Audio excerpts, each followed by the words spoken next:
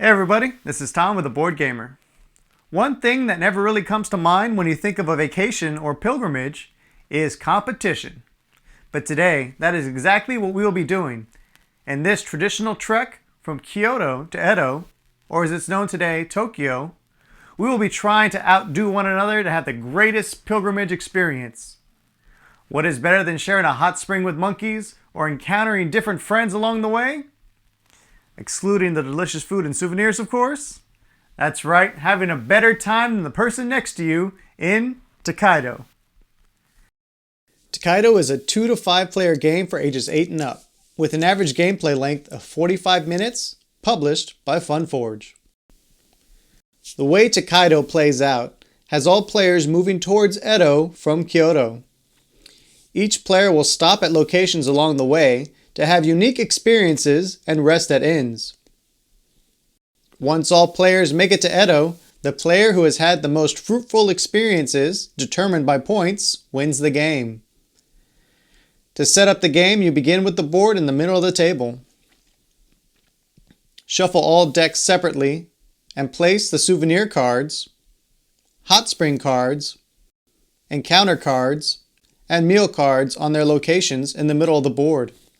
Sort the panorama cards by number value and type, with the largest number of each type at the bottom and the smallest on top of each deck, and place them on their locations on the bottom right-hand side of the board.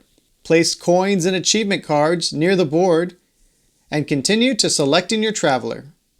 You may pick one or collect two face down at random and choose one to play while discarding the other. Let's take a look at a few travelers. Each traveler has a special ability. For example,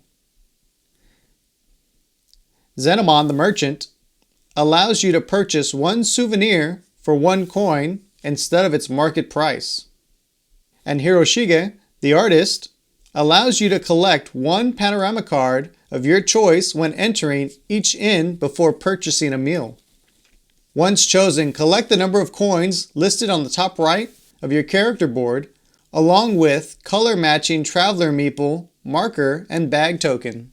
The bag token can be pushed into the hole in the top left of the traveler you have chosen. Place all markers on the 0 on the top left of the board and randomly place each player in the first inn representing Kyoto. The turn order is determined by who is farthest from the road or furthest back on the road. The player who is farthest back will move forward to any available space on the main road. The locations available are the village, which has you draw 3 souvenir cards and can purchase 1 or more if you desire. On each card, you will see the cost marked in coin, as well as the type of item they are. For each different type of item you have in a set, you score additional points. For example, 3 different types will score you a total of 9 points, where 2 of one type and 1 of another scores you 5 points. You can always add a different type of souvenir to each set for additional points whenever making a purchase. Once all purchases are made this turn, total all points and move your player marker accordingly. Another location you may stop at is the temple. At each temple, a player may donate 1 to 3 coins to it. Place all donated coins in the designated location matching the player's marker. The player immediately scores 1 point for each coin donated, and at the end of the game, the final donations will be ranked and additional points will be given. If a friend is what you are interested in, you can land on the encounter space and gain a bonus from a newly found friend. This can be anything from additional coins to a free souvenir. Now these 3 locations are the panorama locations. Each one corresponds to one of the 3 panoramic views.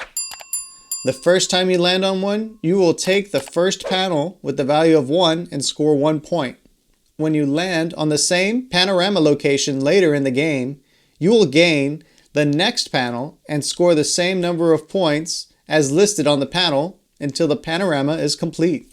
The first player to complete the panorama will score like normal and gain 3 additional points from the matching achievement card. Once completed though, you are no longer allowed to land on that type of panorama location. If you ever need a break on your travels, you can rest at a hot spring. When you do, you will draw one card from the hot spring deck and score. Most of the time, it will be 2 points, but if you are lucky and some monkeys find their way in, you will score 3 points. And the final location you can visit is the farm. This works like a bank, and you are able to gain 3 coins from the main supply to keep and use on your journey. These are the locations between the inns. When playing with 2 to 3 players, you may only use the main road. When playing with 4 to 5 players, the additional locations off the main road are available. These locations are considered further back, but can only be accessed if the main road is in use. Another thing to keep in mind is, if there are locations between the last player and the next player, the last player may take turns until they are no longer the last player.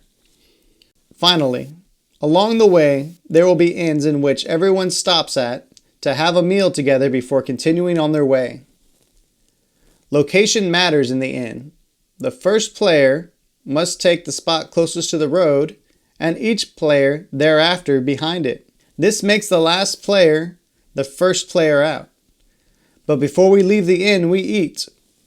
The first player that entered the inn will draw meal cards, up to the number of players plus 1.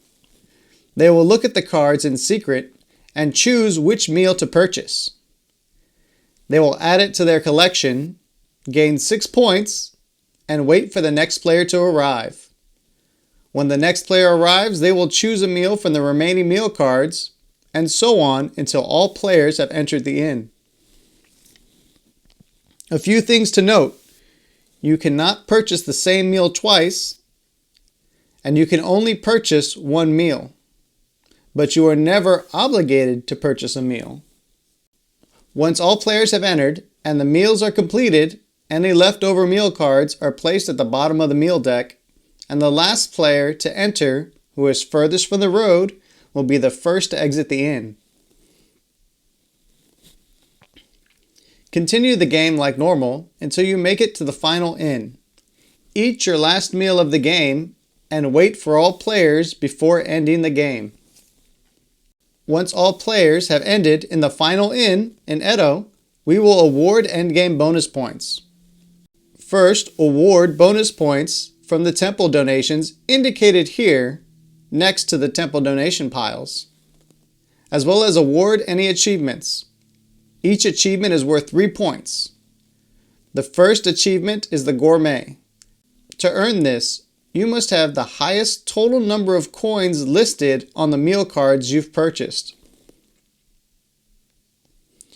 The Bather is awarded to the player with the most hot spring cards.